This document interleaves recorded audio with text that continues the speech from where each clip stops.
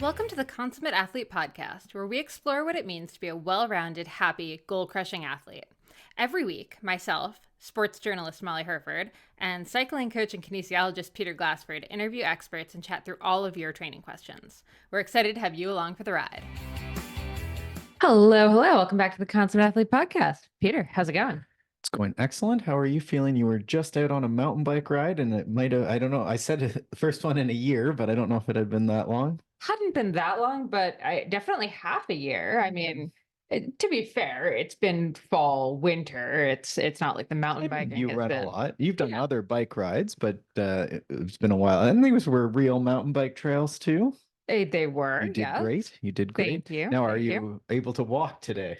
I'm actually okay today. Although, you know what? The fact that it's Monday and it's a rest day, I'm not gonna lie, I'm psyched about that.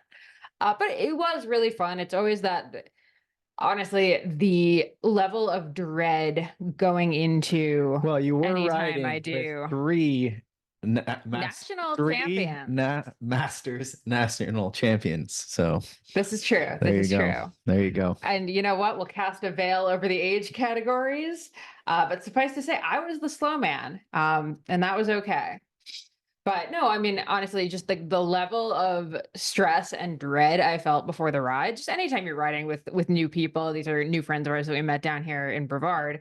But anytime you're riding with new people and you haven't been riding for a while, there is like a huge, I don't think it matters how good you are. Okay, maybe like a pro tour rider doesn't have this, but I think most of us, even no matter how fit you are, when you're riding with new people, there is a stress about just like, how is this going to go? Am I going to be slow? Are these trails, especially with mountain biking, are these trails going to be really technical? Like I can muscle my way up climbs. I can, ride for, Sure. days, no problem. But the second the trails get super technical, like I'm going to be in trouble. Mm-hmm. So And I do think this is, as much as you and I are okay, moving on our own, I do think it's a good reason if you are going to do events, which we do think you should do events of some type, race or fondo or tour or whatever. We do think this is good. But I think this is also an argument to train with other people, exercise, move, adventure with other people, because those nerves then come out, especially if you are going to be racing in something. I think that social dynamic is something that, is going to hamper someone's race performance if they're not used to some of these social comparisons and so forth. I don't know that you ever lose them for sure. but you get better at just sort of saying it'll be okay.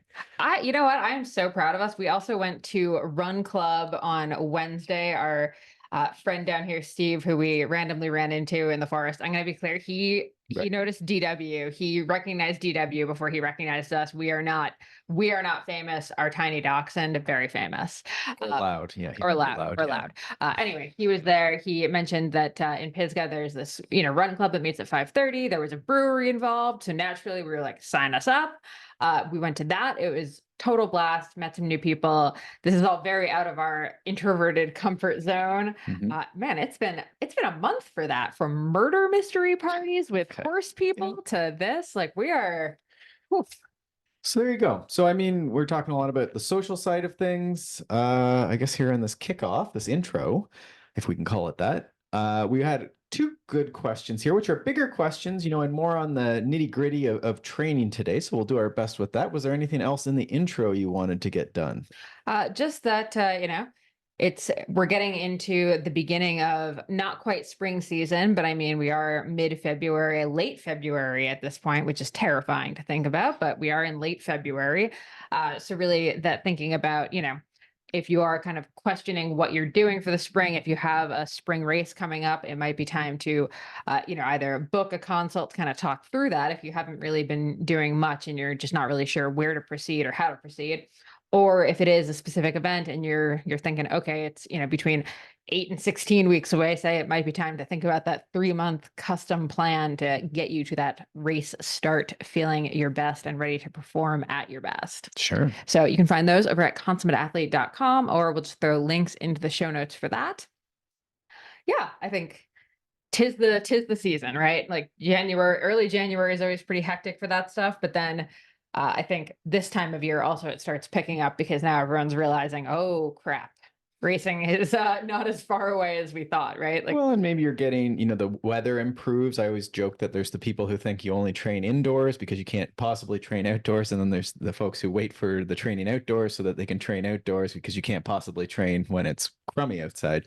right. So there's probably a middle ground there somewhere. So I think those folks who are waiting for the better weather and they can, get outside a little bit, that's sort of coming depending on where you are.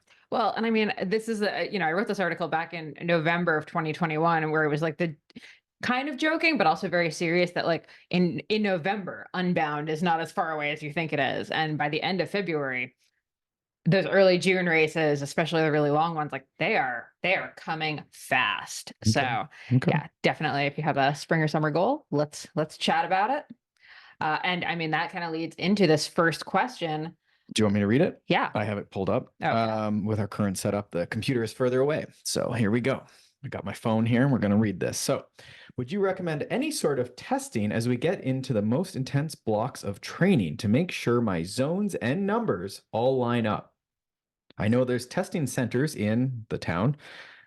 These people do lactate threshold and VO2 max testing. Would you recommend completing these tests to complement your programming?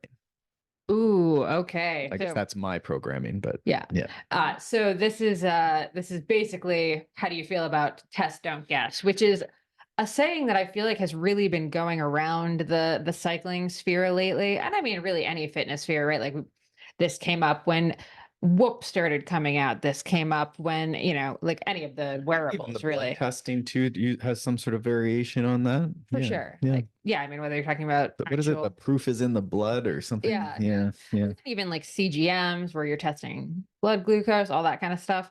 So I do think this has been around for a while, but as testing gets more and more ubiquitous, less and less expensive. I mean, let's be clear, it's still expensive, but it's no longer where you need, a hospital setting basically in order to do a lot of this stuff. So we did do this. I'll link to the past episode if you want to see what we said years ago. I don't think Oh, we'll be a ton different. Hopefully, we'll add a little bit of nuance in some of the wearable, as you say. There are some new options in the spectrum of what could be called testing.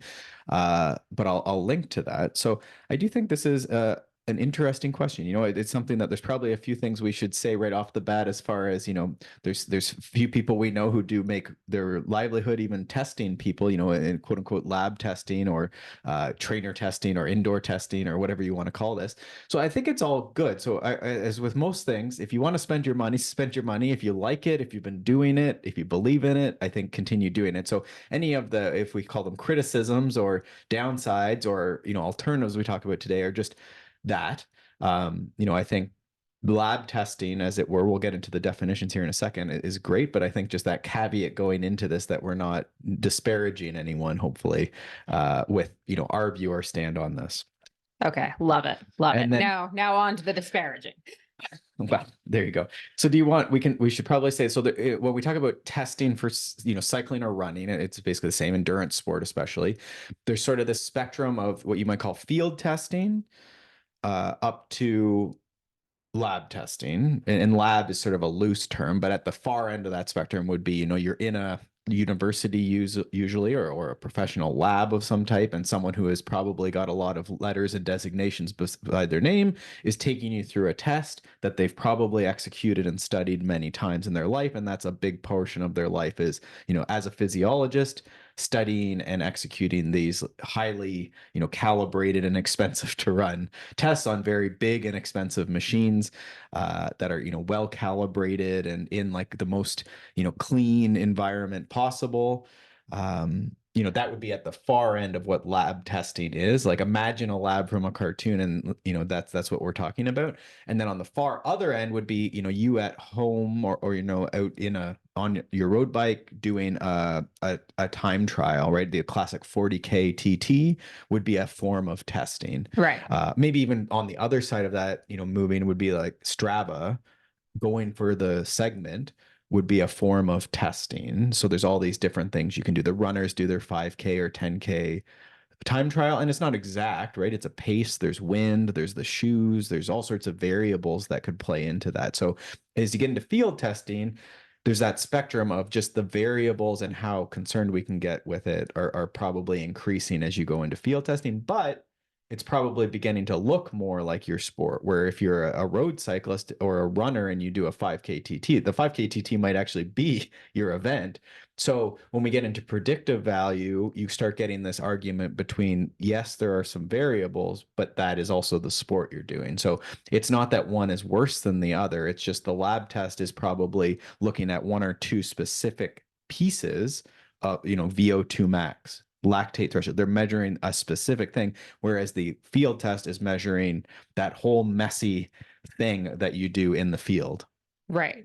Yeah. So there's that spectrum. So that's is testing, I guess, in a, and there's all sorts of things in between there, but that's the Okay, idea. so what are sort of some of the primary tests that a cyclist might do? I guess let's start. FTP test is sort of the most common one. Most of the time you're doing that just at home, as you say, like on the road or on the It trainer. could be indoor trainer, it could be on the road. I mean, certainly there's lots of people now are doing on Zwift, and these different systems will have different ramp tests, which is sort of like a VO2 max test. You're just not wearing a mask in most cases. You're just gradually increasing or ramping the wattage, usually in steps. They might call them a step test or a ramp test, where you go, 100 watts for 3, 5, 8 minutes, 125 watts, 150 watts until you fail, or until you get to, say, a threshold or a certain heart rate, right? They don't all go to maximal, collapsing over your handlebars, but some do. And then usually in a lot of those ramp tests, you could be looking for different things. But a lot of them, including the VO2 max, you're sort of looking for this peak minute power output. So it's called a few different things, but I think it's like peak power output is actually what they call it in a VO2 max test. So you get to your VO2 max, which is the max oxygen consumption, and then it's the peak power output for that minute. And then usually they do something with that. Okay, but you've skipped to VO2. Sorry, where was I? I was asking about FTP, which is Oh, the most common of the. Yeah. So that's just, usually people will do 20 or 30 or 60 minutes of steady state or quasi steady state, is I think what the definition says, to try and determine this power output that you can hold for an extended period of time. And most of the time your power curve, so like what your power zones are determined by FTP testing. Like that's just sort of how most coaches are going about doing this. Pretty much, yeah. If you're doing power, yeah, that's pretty much what you have in the field, right? You don't really have that peak power output, so you could determine it based off of that. They also call that maximal aerobic power. If you had a VO2 max test, you could take that minute and do something with it. But the threshold, you're always using a percentage of that test, or the functional threshold power, similar to what we might do with like a lactate threshold test. But yeah, that's the idea: is you set your power zones off of that. Yes. And I was actually interviewing Tim Cusack, who is one of like the longest running cycling coaches in the US. I'd say and I'm big in Training Peaks and the WKO like analysis software. Yeah. Yep. And I actually asked him about this question, and he said, for most people, FTP really is, that's your primary measure. Like most people, that's what makes sense. It, like, you can, if you add other tests, there might be slight variations to what your power zones are going to be set at, but I have to pull up the quote, but I think he said something to the effect of like 98% of people, FTP, like making your zone set based on your FTP, is going to be pretty accurate. Right. And this gets to the question here is, if you're, I guess it was sort of implicit in the question I read there is, if you don't do physiological testing or lab testing, are you indeed guessing at your zones? Or you could invert that and say, are you that sure that the lab test that you did is not also, guessing? Or you could say, what is the error margin on that, especially as you start getting further and further away from the day of that test? How sure are you that we're not all guessing no matter what? And then what is the margin of error that's appropriate, right? Right. And I think there's just so many differences between, being in a lab setting versus at like you said, the farthest out, being on your local hill. Mhm. Like it's apples to oranges in a lot of ways. Right. Yeah. And I mean, I did a lot of testing, and I'll say with Steve Neal, who's someone, if you can ever go and test with Steve, he's out in Kelowna, and it's not because of necessarily even the testing stuff, he would probably disagree, but the testing's very worthwhile. I know it probably is, but I think it's more working with these people who have been testing for a long time and can give you these nuggets of wisdom and guidance. I think that's actually more what you're paying for if you can go see someone like that. But I would say most people who are offering testing don't have those years of experience and or the designations that make them, a physiologist with a lab. And then where I get into the margin of error problem is a lot of the equipment that's not, lab equipment does have pretty big margins of errors in ways that they can get screwed up, especially if you don't know what you're doing. And if the equipment's getting moved around, and it just gets tricky if you're, in a gym and the stuff's, again, not really great equipment. Then this is where I get like, what's the margin of error on this? If they did the test again the next day or a week later, would you get the same results is sort of the question. Right, which also gets to just the human body. Like anytime we're testing in that moment, in that exact like moment of time. And I think there's always going to be a plus minus of what 10, 20, whatever watts, right? Like if you for a woman, like you have PMS that day, you're feeling really flat. Like, Sure. Or you yeah, put a bunch of fatigue into the system, yeah, or you eat a little differently. Again, this isn't necessarily even something that lab testing can solve, and it does test the one or two metrics, right? And assuming the test is well done and the person knows what they're doing, you probably get a reasonable measure. But then the question is, you have a VO2 max, and then what are you going to do with that? Which again, the people who do the testing might be able to paint a narrative around this, but this has always been my question with it is, does it actually tell us more about what to do with our training than something we might take from race results or take from experience or take from just where our training experience, right? Like if you're just starting, the answer is pretty straightforward what you should do. right. And I think to come back to your first point about the expense of it, again, not saying you shouldn't do it, but just like this is an expense. If you test once, that doesn't really mean anything if you're not going to retest. So your cost is not just one test, right? No, Your I would say you'd cost, want to do a lot, right? And again, we did a lot as I was coming up, and I was telling you a story last night that some of the things I remember the most and I think took the most benefit from were actually more supervised intervals that weren't, I wouldn't even call testing. Steve was probably taking lactates during this. But it was more, I was with another person. So that gets to the social thing. We started off with like a competitor, a friend, but a competitor in both cases that I'm thinking of. One was actually outdoors. much like in women's cycling, where every competitor is your best friend. Best friend. But then, yeah, and then also having the coach there, sort of like coaching the session. And again, one was indoors on a trainer and one was outdoors, like repeating the same section, but both with another person. And I think that's what sticks out for me is that like the two that I think about are probably one of the few that were with someone else there. Like another athlete also there, which is interesting, right? Because then it's like, could you get a similar benefit just by doing intervals with your friend? Right, where yes, it's nerve wracking, but so is the race, right? And you push harder or whatever. I think it's just there's some good learning there. So where are we going with that? Okay, actually, before you go any further with that, good. I do want to jump into, can we just briefly talk about just the difference between, I think there's like a little bit of confusion with VO2, where there's what is your VO2 and then what is your VO2 like on the bike power wise. So can you maybe speak to Oh yeah, so that? that's what I was saying with the peak power output or mean or maximal aerobic power. So it's sort of that like peak minute. And I'm not that well versed in this, but that's the idea is that you could maybe take power zones out of even a lactate threshold, like any of these physiological ones, while they're doing the test, they then associate a heart rate and a power usually with those physiological measures. So when the lactate begins to rise exponentially or at 2 millimoles and 4 millimoles or whatever they're doing, they would say, okay, around this power, usually they don't say exactly at 300 watts, they say plus or minus, this is about your lactate threshold, which sounds a lot like functional threshold power. I'm not saying they're the same because people get really grumpy about thresholds, but that's the idea is that around this, and then we're going to take a percentage off of this. So around 300 watts, because that's about where there was a rise in the lactate, then we're going to build your zones. And these are the zones that apparently you're not guessing at based off of this test, even though it's still a percentage that's being taken off of these. Okay. Now, what is VO2, like the number that shows up on our Garmin? Just, I think we probably need some of these definitions. This is one where, Marco Altini, who's the HRV for training guy, a lot of his, he has like well, not seven, but he has two PhDs, I think, and one is around some of these machine learning and estimating physiological values from data. And so he basically what you do is you can do it with power. You just plug in a power value, and then it takes your body weight, and then does a bunch of they have formulas the same way as when you do those scales that estimate your body fat percentage and whatnot. It's not really, it's just sensing sort of like the impedance that's going through your Right. thing, and then it's guessing based on a formula. So it's measured. They've measured lots and lots of people, and then they made a formula that sort of seemed to estimate within a certain margin for to be as close as they could.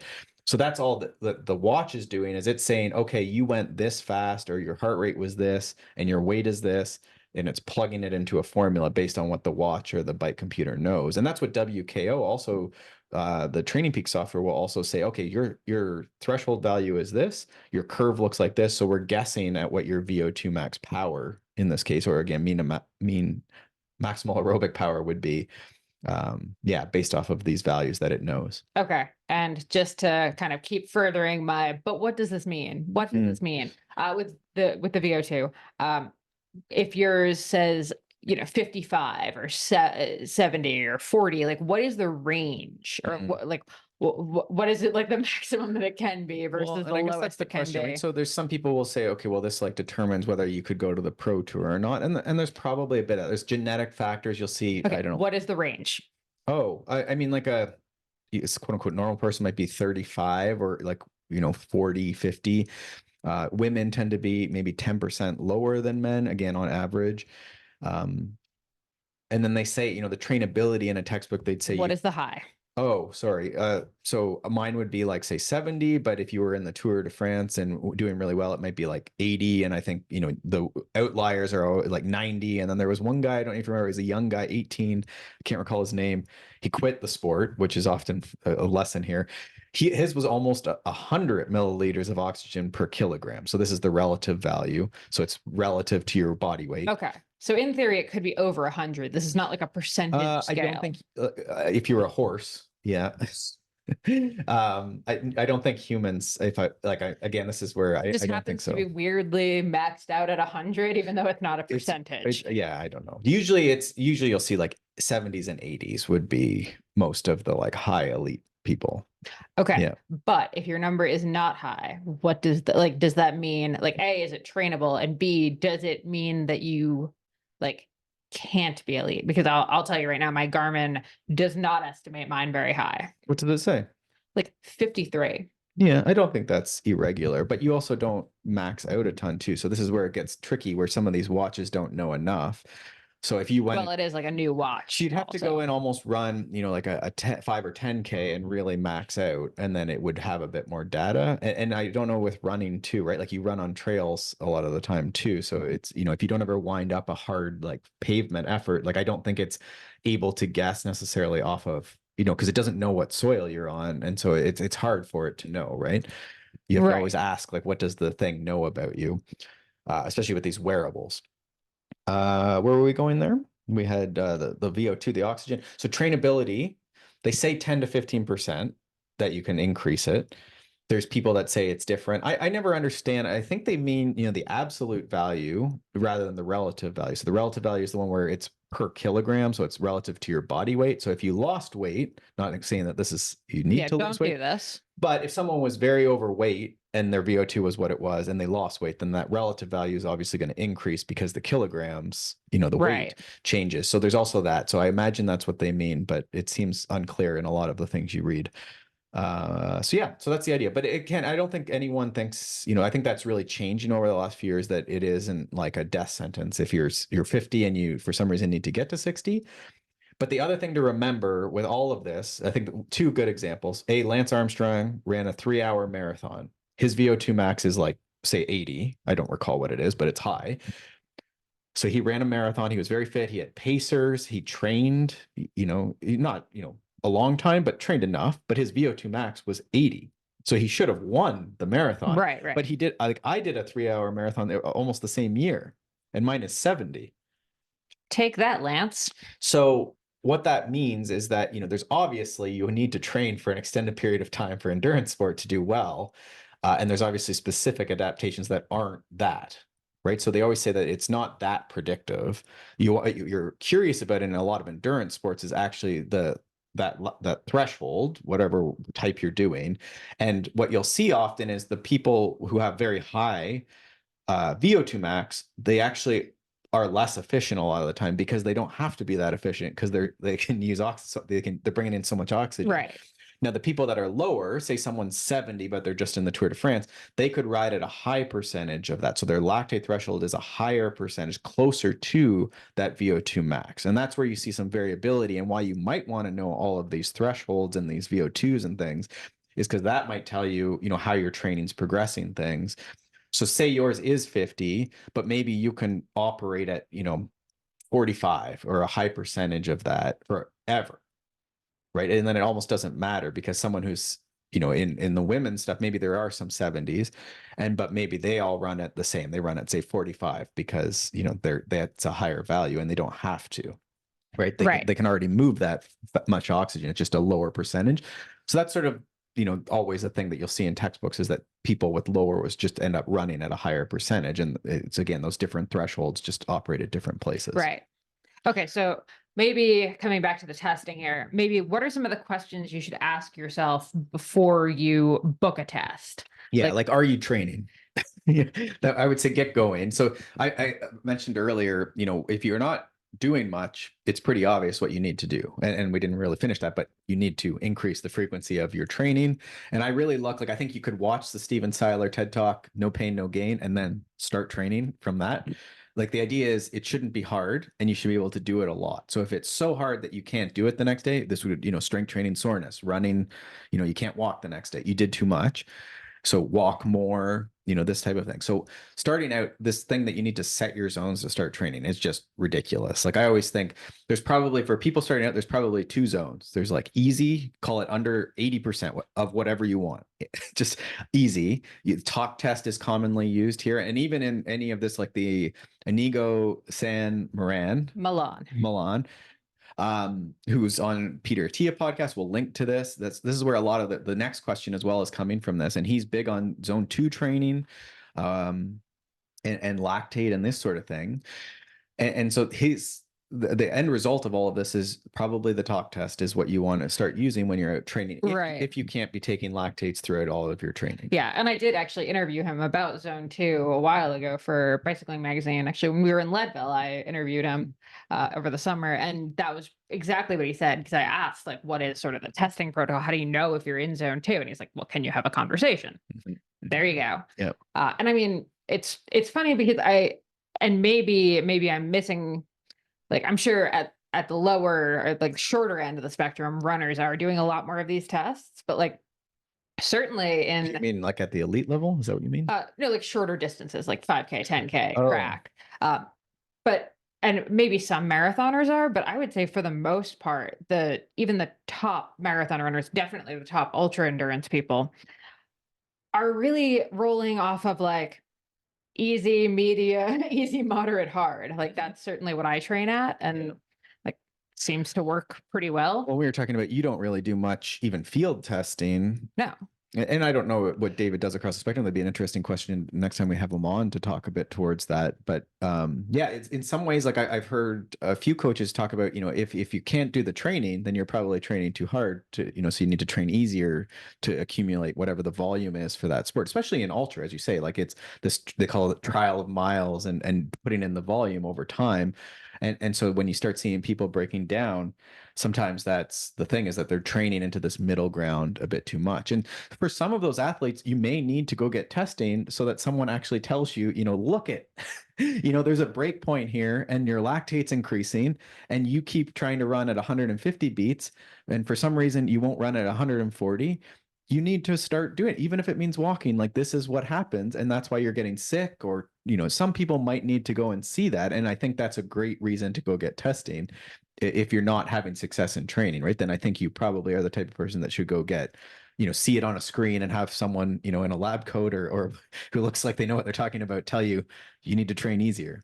Right, which I guess is maybe the second question is like, is training working or are you, wrecked all the time? Have you been plateaued for months? Like, And we didn't talk about one other type of lab testing that's actually getting more popularity, and this is that metabolic testing. I think this would fit in with that zone 2 or aerobic threshold testing, where you're trying to find sometimes this fat max they'll talk about, the point where you're burning the most amount of fat, right? And when you start up, especially these tests aren't as fast in the ramp. They don't increase as quickly as a traditional VO2 max test that sort of ramps up to difficult hard, quickly.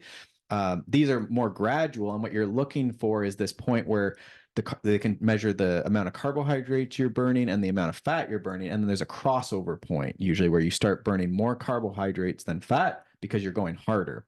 And what you'll see, and what the narrative usually is that there's some people who are sugar burners, and sometimes they'll even like be standing there and they're just burning, more carbs than fat, just barely moving. And so these are, I don't know what you do then, like what's your training zone? I don't know. I guess you walk or you lay there or something. But the idea is that those people would benefit from, trying to increase their fat max. And indeed, most endurance athletes, that's what you're trying to do in zone 2 and 1 and 2, the endurance training zones. You're trying to increase the amount of fat utilization you're doing, right? And the mitochondria, increasing these as well, the density of those. mhm.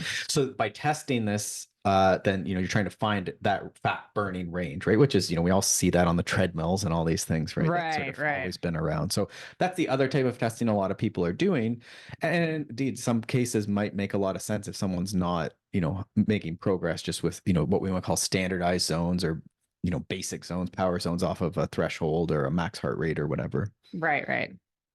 Okay.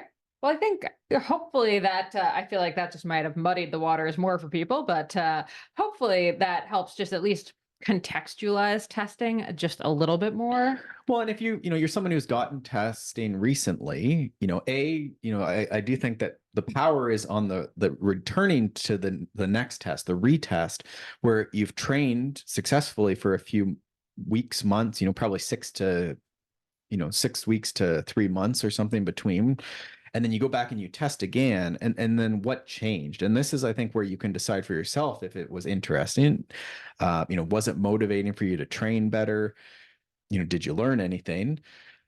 And then the other interesting experiment to do is, if you do have zones based off of any of these tests, is to just compare them to what are your threshold tests off of a threshold, a field test, or max heart rate, or your threshold heart rate, or the Maffetone thing, 180 minus your age. Right, right. It's pretty surprising how often that works pretty much well enough. It's a tough one. So, Right. right. So, Okay. Well, if you have any more specific questions around testing and, when to do it, how to do it, why to do it, definitely hit us up, consummateathlete.com, or on Instagram at consummateathlete. Just, yeah, really kind of enjoy these very nuanced questions. As everyone knows, whenever I interview someone, I love the answer, it depends. So very fun. Also, I feel like if you're watching this on YouTube, I feel like I look like I'm like an evil like villain type person because DW has joined the podcast and he's like sitting on my lap. So I feel like I'm just like sitting here like true. stroking this little dachshund. Yeah. Are we going to do the second question? I think let's do the second question. I do think it's related to this one, but before we do that one, there is like all these wearables coming. There are like some of these breathing rate measurements that are coming. It's often like built into almost like a heart rate strap, but there's a few different ways this can work. And I think those might be really interesting for this like talk test thing, because it actually is showing you your breathing rate. And so you can see if it's increasing and, what's a steady state. So I just want to mention that as that's sort of an interesting thing that's coming when we're talking about testing and, wearables and, zone 2 and all this other stuff. Yeah, I think maybe the last thing, now that you mentioned that, there is no end to the amount of testing, wearables, apps, like et cetera, that you can buy to calculate things regarding your training, but none of them are actually training. So Right. just bearing in mind, like, and everything in physiology is this big spectrum that shifts depending on, again, all these different factors, right? So it is tricky. And I do think, that getting out there and doing it, yeah, just be careful that you're not spending your free training hours trying to decide which test or wearable or whatever you're going to do next. Right. And I think, again, we'll get to the question that we're going to cover here, the second one, but a lot of these things, I do like that, well, do most people do this? and have people been successful without doing it is sort of interesting, right? So it's always sort of coming back that like it might seem that like one person on Instagram is doing this, but there's probably a lot of people who don't do it regularly. And again, this is the thing is like, are they actually using it to make any decisions, or indeed are they just doing it and then guessing like the rest of us for the rest of the year, or the rest of their career? It's hard to say. So we talked about metabolic testing zone 2. So this is the aerobic threshold. This So is conversational pace. right. So this is what we're beating around this. So there's sort of the three values, if you will, right? If we keep on this testing thing. So this is the aerobic threshold. So this is where you go from easy training into moderate training. Okay. And then there's the lactate threshold, or the anaerobic threshold, or the ventilatory threshold, or the functional threshold per hour. None of them are the same, but they're all sort of hinting at when we go from moderate to hard or severe or difficult, right? So if we think about a 3-zone system, there'd be easy. In the middle between those two thresholds, there'd be moderate. So this is where your tempo and your sweet spot and your threshold training zones are.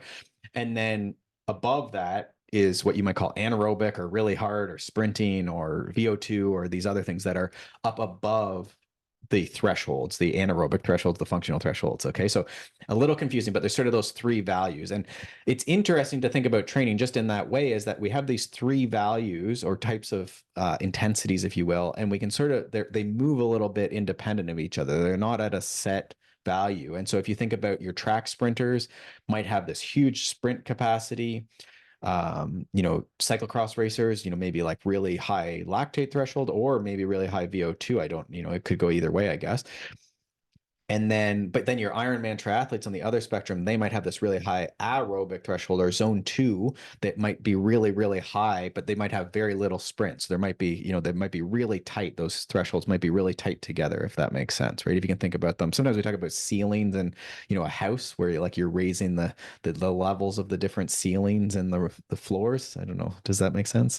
Yeah. I mean, I still just like easy, moderate, hard. But Yeah. okay. Well, and that's probably the 3-zone system is probably the best way to think about it, where there's easy, moderate, hard. Moderate is between these two thresholds, aerobic and anaerobic. Let's just use those terms because people generally know them. So the idea then is my training, my endurance training, my zone 2 training, is it ruined? This is the question. Is it ruined if I go into the moderate or severe, zones? If I go too hard, if I surge, if I go a sprint, if I do an interval, has it ruined all the zone 2 adaptations that I was going to get from my zone 2 endurance training? Right. So you're out on your run and there's a little hill and you continue to run up it and you breathe really hard. You can't pass the talk test. May as well go home. Just, I mean, not even go home, just lay down on the trail. Yeah. It's just over. Well, your life's over. Yeah. Yeah. Just the bears can come for me. So again, I think some of this came from Dr. Inigo, who was on Peter T and a few other things and talked about. Could it be clear? We love. Yes. Talked about when you do surge like that, what that means, as per the testing conversation, is the lactate might increase. You develop a bit more lactate because you're working harder. You don't pass the talk test. Your breathing gets a little more labored. So you develop a bit of lactate, which isn't bad. It's a fuel. It just means you went a little more, quote unquote, anaerobic. You went a little harder. So then the idea is that some of the gains, because now we have this other fuel, then we're not burning fat and so then the mitochondrial adaptations and all these stimulus apparently might be on hold for 30 minutes or so after this surge. And that may be true, but that doesn't mean that, you've lost everything, or that workout doesn't have benefit where it is, or that there's a whole other set of adaptations that might happen because of that surge or those lactates that are in the system. It's not clear that that's bad, but it might be slightly different. But I think what we're come back to is that people have been exercising for a long time and doing time sprints and doing intervals at different times during the workout. So I think we need to come back to that. Like, it probably isn't the end of the world, because we're all still here and we're all still training. And probably all of us, have to get up a hill and don't have the, fitness to get up the hill without going out of zone 2. Right. And I mean, certainly if you're an off-road athlete, I mean, unless you're, as we were briefly training in Florida, where it's pancake flat, like there's always going to be at least small climbs. Like even the flattest route that I can find, like on the trail at home, is going to have those hills. Like Sure. that's that's just part of it. And I mean, it's also, I mean, I recognize the importance of doing the zone 2 training, but at some point you're like any race is going to have It's true. ups and downs. And so I think what we're trying to avoid, there's this whole spectrum again of if you're not actually ever in zone 2, which is usually what I see is, okay, well, this just was not at all an endurance ride. You were going very hard a lot of the time. Maybe you're trying to keep up with a group ride. And so what you'll see is people are in that middle ground intensity a lot of the ride, and then they'll call it a zone 2 or an endurance workout. So that's not the That's the same. problem. Yeah. And what we're looking for is lots of time in that endurance range, and then other days that are either moderate or hard in their focus. And those days that are moderate or hard in their focus, I think, do whatever you need to do. Some people will say, you do a bit of endurance training zone 2, and then towards the end of the workout, that's something that, again, Dr. Inigo has popularized here a little bit in the last year or so, where you sort of get the benefit of your endurance training and then do the glycolytic or the anaerobic or the hard or, whatever intervals later in the workout. But I mean, people have been doing, warm up intervals, cool down forever. And I think you probably want 2 of those because there are other benefits, especially when we start thinking towards performance and racing, riding off-road for fun, these sort of things. Like, it's just going to be that way. There isn't really a way around it. That's sort of the way to do it. So I think what you're looking for is this intensity discipline, which is something Tim Cusack, you mentioned earlier in the podcast, talks about a lot, where some days are flatter and at your own endurance pace, and then other days are more spirited, interval training, group rides, races, whatever, and you get that good mix in the week. Right. Now with your clients, or I mean, just in general, would you say in the endurance thing, are you better to try to stay in I think most people are probably better served trying to stay in the lower end of it versus kind of creeping into that, turning of the endurance zone? Yeah. Well, some I think- people, gets to the beginner. I think you just need to get out the door and do it. I don't think you Right. need to stress over it, because when Dr. Inigo is talking, he's often speaking towards, I think a little bit, these people who are doing it for health get on their, Peloton or whatever, and they pedal at zone 2, that's very controllable, and it just takes a bit of discipline. So I agree with that. If you're doing it for health, a few times a week, doing 45 to an hour of zone 2 is probably good. And that's very controllable. For the people who are trying to get out and ride and race, it's just hard because you can't control it when your threshold is very low. Your fitness is relatively low, right? You don't have a lot of watts, right? Whereas people in the Pro Tour can probably go up to, say, even 300 watts, and still be in their zone 2. And that's actually what Dr. Sam Milan pointed out when I was interviewing him about zone 2. He's, Pogacar can do that, climbing Alpe d'Huez. He can do any route in the world and just use his gears a little bit, and he'll be fine. Yeah, exactly. So slightly more nuanced for the rest of us. Yeah. So that's where the more zones and a little more of that discipline, or, the specific intensity they're doing makes sense. Whereas for a lot of other people, it's sort of, what is the focus for today? Get out the door. Is this an easy ride or a moderate ride? Try and pick your routes accordingly is important. When you don't have a lot of watts, if you can't make it up the hill, without going over, then I think that makes sense to try and pick your routes and plan your days accordingly. And that does, I think, will be beneficial. And then you'll have more energy and better recovery for those hard days. And those would be the days you go and do the hilly route.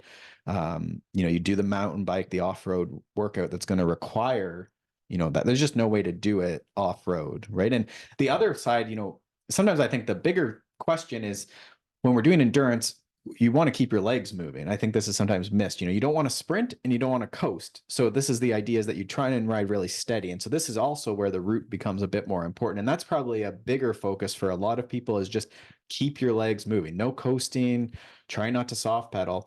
And that usually gets rid of some of that, I'm surging up every hill. If you can't coast, you have to keep pedaling on the way down. A lot of people, that'll smooth it out over time too. And then you'll start seeing, fitness should start improving as well from that. But I think that's probably a better way to think about it. A bit of the talk test, but then no sprinting, no coasting, and away you go. And don't panic if you go a little bit hard up a hill. No, I don't think so. I don't think that's a huge deal, but I do think, it's possible that those exact, gains might be different, but it's not to say that you're not gaining fitness or gaining benefit from Right. the workout by surging. There's certainly other things that happen, and again, this is where we get so spun up about one thing in the body and we forget that there's all sorts of things in the body. If we start thinking too much about lactate, then you forget that there's all these other mechanisms and things going on, especially when you start thinking about a chaotic thing like a mountain bike race, right? How many different ways do you lose a mountain bike race, right? You crash into the tree. It didn't really matter what your threshold was. Right. Yeah. Yeah, it's funny. I think Tim Cusack said that like 10 times when I was talking to him last week for a different article, just like the body is a complex system. The body is a complex system. Okay, last question on that before we wrap up. The heart rate versus the power zones. In theory, they line up perfectly, right? Like that's on paper. That's Yeah. what they should Yeah. do. No, they try and do the Um, same number of zones and everything else. Sure. Yeah. But so in this like staying in zone 2 thing, um, which one are we focusing on? Or I mean, does it count as over if the power hasn't gone over the zone, but the heart rate has, or vice Sure. versa? Yeah. Yeah. Well, I mean, it's a good question. It's hard. I don't know. I don't know. It depends who count. I don't think it really matters that much. Again, I think what you're looking for probably is that you're not sprinting, you're not coasting. So the heart rate's staying more in that zone.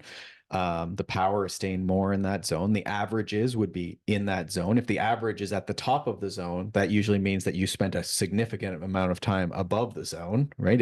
So if your top of zone 2 is 140 beats per minute and the average is 140 beats per minute, then probably, either you were pegged right on that or you spent a lot of time at, 150 and 145. Right.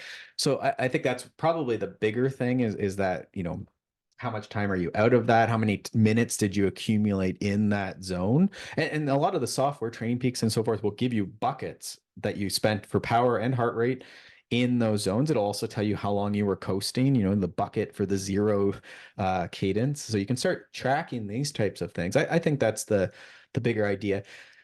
Well, and I think definitely just keeping an eye on, are the zones consistently lining up? Like, from like Approximately, yeah. like it's one thing if like one ride your heart rate is like a little more elevated. Well, There's so many, again, complex system, lots of factors. Yeah. You're a little hungover, you're a little fatigued, whatever. You're at altitude or it's the first hot Sure. day, you're getting tired. Yeah. But I think if that consistently is happening, like every ride, you're, trying to stay at that endurance Mhm. power, but your heart rate is going over the endurance heart rate zone, it's time to reassess where that power is. Right. So, and there's three things, and I think it's worth using all three things. So the feeling, the heart rate, the power, because you're right. There's going to be all sorts of variables. We've been training for a while here, a bit of a base block, and I tend to be someone whose heart rate starts getting depressed as I get more volume in me. So I can start riding. The other day, I was even mountain biking, and it was like 117 beats, or I think was my average, which is getting towards like that's like the bottom of say like a zone 2, like it's getting to zone 1, which is fine because we're doing lots of volume. But it was hard to push my heart rate up, but then the power is actually solid, right? Like I think it's good to normal power. And then the feeling was actually a little tired feeling, which often you'll see the depressed heart rate with a bit of tired feeling, right? But the power actually is okay. So this is where you need to be careful, because if you keep persisting like that, then that can become overtraining Right. and lots of fatigue. So again, this is where you can start being like, okay, well, what would I do the next day? Well, probably you need to recover. You probably wouldn't try a hard workout. You probably wouldn't want to be mountain biking that next day. It might be either an off day or a flat recovery day or something like that, where you try and get that muscular fatigue or whatever's causing that depression, right? So I think there's a lot of testing that can come out of this training if you pay attention to these different things. And there's a reason we don't want them to line up, right? Or else why would you? This is what Marco always says, like if your HRV just matched your training load or something like this, like why would you even capture these things, right? It doesn't make sense. That's not what you want. You want these things to be actually a little different so that you can start seeing these different trends, right? And see things changing over time. Well, and your ideal, I guess, is that your power is going up, but your heart rate is actually staying lower in that zone, right? Or normal. Yeah. So your heart rate might be the same, but you're pushing more power. Yeah. That's right. Yeah. Yeah. So if you were still in your heart rate zone, the power starts creeping up and up, again, assuming that would be an example again, where what I just gave you, that where I could have kept my heart rate in the the heart rate zone for endurance, but I would have probably been like pushing towards threshold power for a while at least, right? With a very high feeling or perceived exertion. And so you'd want to be careful because that wasn't the idea, to be pushing that much power and that type of feeling on that day, right? Mhm. And I do think that's where feeling and breathing and things like that, muscle tension, that almost should guide a lot of it, right? And usually they line up pretty well, but that's where you might end up lower in a zone because the feeling is just to be at the top of that zone is a little harder. Yeah. So I would say if you wanted your quote for an article, a takeaway, I would say heart rate usually is how I would guide that. But there are lots of situations where it gets trickier. So it is nice to have 2 or 3 of those other things to triangulate. All right, perfect. Well, let's wrap up there. As always, again, more questions, consummateathlete.com, at consummateathlete on Instagram. And also, if you are enjoying this podcast, do us a huge favor. Please rate, review, subscribe. The review is super easy to do. It's really, really, really helpful for us. We greatly appreciate it. If you're not sure how to do it, over on Instagram and actually on our website, we do have like a quick tutorial on how to leave a rating and review on Apple Podcasts, because I know it can be like a little bit confusing, but yeah, appreciate that very much. With that, have a great week, and we will see you next Tuesday. Thanks so much for tuning in to the Consummate Athlete podcast. If you want to hear more training, racing, and endurance sport advice, make sure you subscribe to the podcast and leave us a rating and review. You can also subscribe to our newsletter at consummateathlete.com for a weekly dose of inspiration and advice straight to your inbox.